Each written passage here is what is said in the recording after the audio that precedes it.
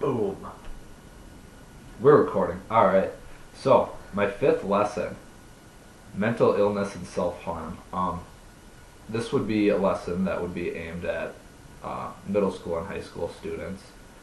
This is another thing, I think, just with the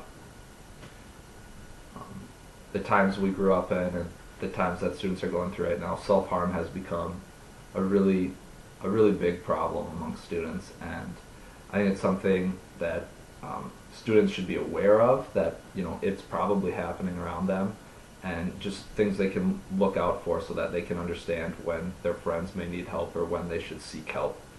So this lesson is going to be under the Health Education Standard 8, which is students will demonstrate the ability to advocate for personal, family, and community health.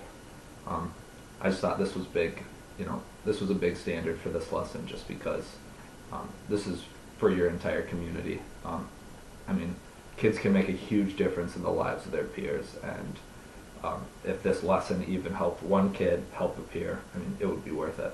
So, my valued outcomes for this lesson, one would be that students will understand that mental illness and self-harm are present even in their schools, and they need to be aware of these health issues. Like, they are out there. It's not just something you hear about on the news. It's probably happening in your school or,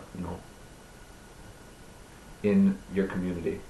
Valued outcome number two, students will be able to look at people with mental illness and understand that they are, they're human beings just like the rest of us, and they have the right to be treated as human beings. And number three is students will understand what the stigmas are that are related to mental illness and self-harm, and be able to fight against these stigmas within their community. Just basically working on treating people the way you want to be treated, especially people who may have a disability or may just, have a life that's hard right now. They might be struggling with depression or something along those lines, and just kind of being there for those people and not treating them any differently than you treat anyone else. Alright, description of strategy. So, students will be given a lecture on the common types of mental illness and why individuals may become involved in self-harm, because these can be related to each other. Problems like obsessive compulsive disorder, depression, schizophrenia, these types of problems all have stigmas related to them, and people who have these may be more likely to engage in self-harm. So strategy number two, we're moving on to students will have a chance to discuss how to respond when a friend is harming themselves. So I just want to have a class discussion where people have ideas of what they might want to do or what they think they should do if they find out a friend is harming themselves. And basically the key to this is trying to get students to understand that teachers are there to keep you safe. And that's the number one. I mean, if you're not safe, you're not going to learn. And at least me as a future teacher, I want my students to learn, but I want to keep them safe, and I want them to live a good life. So we're not there just to get them in trouble when we hear about things like this. We're there to help. Alright, and number three, students will have a discussion on why people who have a mental illness should not be treated differently than those who do not have an illness or disability. So just basically trying to get rid of the stigma and understand why these people feel the way they feel. You could even go over, different chemical imbalances in the brain and how they relate to these things and how it's not that person's fault that they may feel that way. Materials needed for this, a projector, and then an area where students will be comfortable talking to one another. So somewhere where you could set the desks up in a circle, or have a room that's, set up not so all the students are facing the teacher where they're talking at the teacher, because this should be a discussion where they can talk to each other about these things.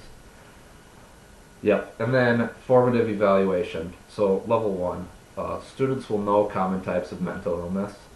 Level two, students will know the stigmas related to mental illness and self-harm.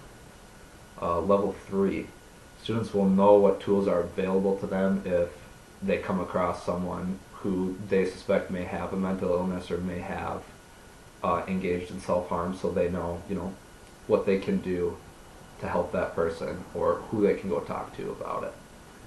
Level 4, students will be able to look on people with mental illness or people who engage in self-harm with respect and without putting blame on that person for, either their behavior or their, just the way they may carry themselves.